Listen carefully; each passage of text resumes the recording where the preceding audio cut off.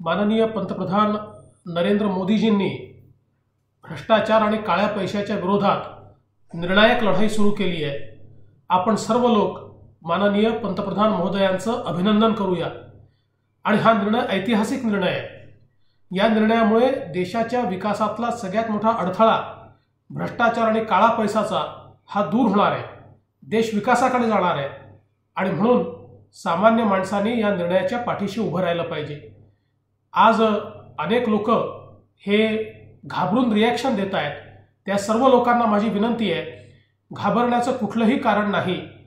जेवढा कायदेशीररित्या आपण कमावलेला पैसा आहे तो सगळा पैसा सुरक्षित आहे, तो पैसा कुठेही वाया जाणार नाही आहे।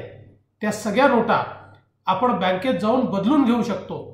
या निर्णयामुळे अडचणीत येतील ते केवळ ज्यांच्याजवळ काळा पैसा आहे, ते बेकायदेशीर कमवलेला पैसा आहे ते।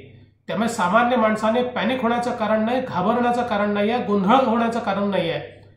बँक उघडल्यानंतर बँकेत जाऊन आपण आपल्या नोटा बदलून घेऊ शकता। याकरता कालावधी देखील आपल्याला देण्यात आला आहे, त्यामुळे तिथे खूप गोंधळ गडबड करण्याची आवश्यकता नाही आहे।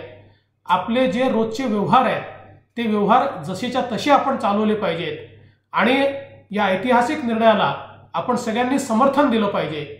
मी पुन्हा एकदा सर्व जनतेला अपील करतो, बिलकुल घाबरू नका, बिलकुल पॅनिक होऊ नका, गोंधळून जाऊ नका, गोंधळून त्याच्यावर ओव्हर रिॲक्ट करू नका।